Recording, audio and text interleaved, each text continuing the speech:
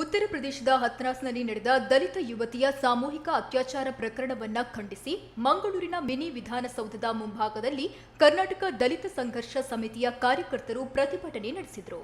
ಕಾನೂನಿನ ಕಣ್ಣಿಗೆ ಮಣ್ಣೆರಚಿ ಇಡೀ ಪ್ರಕರಣವನ್ನೇ ಮುಚ್ಚಿ ಹಾಕಲು ಪ್ರಯತ್ನಿಸ್ತಾ ಇರುವುದು ತೀರಾ ಅಮಾನವೀಯ. ಇದಲ್ಲದೆ ಸಂತ್ರಸ್ತರ ಮನೆಗೆ ಭೇಟಿ ನೀಡಲು ಮುಂದಾದಾಗ ವಿವಿಧ ಸಂಘಟನೆಗಳ ನಾಯಕರು ಹಾಗೂ ರಾಜಕೀಯ ಪ್ರಮುಖರನ್ನ ಅರ್ಧ ದಾರಿಯಲ್ಲೇ ತಡೆ ಹಿಡಿದು ಬಂಧಿಸಿರುವುದು ಖಂಡನೀಯ ಎಂದು ಆಕ್ರೋಶ ವ್ಯಕ್ತಪಡಿಸಿದರು. ಜೊತೆಗೆ ಅತ್ಯಾಚಾರ ಎಸಗಿದ ಕ್ರೂರಿಗಳನ್ನ ಗಲ್ಲಿಗೇರಿಸಬೇಕು, ಮುಖ್ಯಮಂತ್ರಿ ಆದಿತ್ಯನಾಥ್ ಸರ್ಕಾರವನ್ನ ತಕ್ಷಣವೇ ವಜಾಗೊಳಿಸಿ ರಾಷ್ಟ್ರಪತಿ ಆಡಳಿತ ಜಾರಿಗೊಳಿಸಬೇಕು ಎಂದು ಆಗ್ರಹಿಸಿದರು. ಇವತ್ತು ದೇಶದಲ್ಲಿ ಮನುಷ್ಯತ್ವ ಇದ್ದರೆ ಇವತ್ತು ಮನುಷ್ಯತ್ವ ಎಂಬುದು ಇಲ್ಲ. ಇವತ್ತು ಬಹುಸಂಖ್ಯಾತರ ದೇಶದಲ್ಲಿ ನರರಾಕ್ಷಸರಿದ್ದಾರೆ. ಇವರಿಗೆ ಅಧಿಕಾರ ಬೇಕು, ಹಣ ಬೇಕು, ಬಡ ಕೆಳವರ್ಗದ ಹೆಣ್ಣು ಮಕ್ಕಳಿಗೆ ಏನು ಇವರ ಕಾಮ ಹೋಗಬೇಕು, ಹೆಣ್ಣು ಮಕ್ಕಳು ಬೇಕು. ಇವತ್ತು ಅಯೋಧ್ಯೆಯಲ್ಲಿ ಇವತ್ತು ರಾಮ ಮಂದಿರ ನಿರ್ಮಾಣ ಆಗ್ತಾ ಇದೆ ರಾಮನ ಹೆಸರಲ್ಲಿ. ಇವತ್ತು ಅವರನ್ನು ಅದೆಲ್ಲ ವಿಚಾರಕ್ಕೆ ಹೋಗಿಲ್ಲ.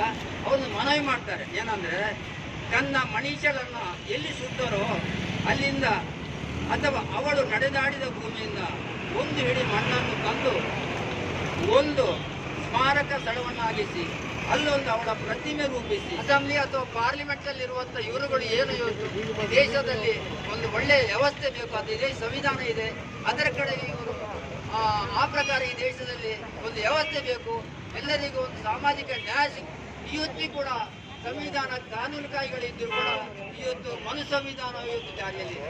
ಮನು ಸಂವಿಧಾನದಲ್ಲಿ ಒಬ್ಬ ಕೆಳಜಾತಿಯ ಒಂದು ಹುಡುಗಿ ಅತ್ಯಾಚಾರ ಆದರೆ ಅದು ಶಿಕ್ಷೆನೇ ಅಲ್ಲ. ಇತ್ತೀಚೆಗೆ ನಮ್ಮ ಒಂದು ವಾಟ್ಸಪ್ ಅಲ್ಲಿ ನಾನು ಗಮನಿಸಿದೆ, ನನ್ನ ಯೂನಿವರ್ಸಿಟಿ ಪ್ರೊಫೆಸರ್ ಒಬ್ಬರು ಕಳಿಸಿದ್ದಾರೆ.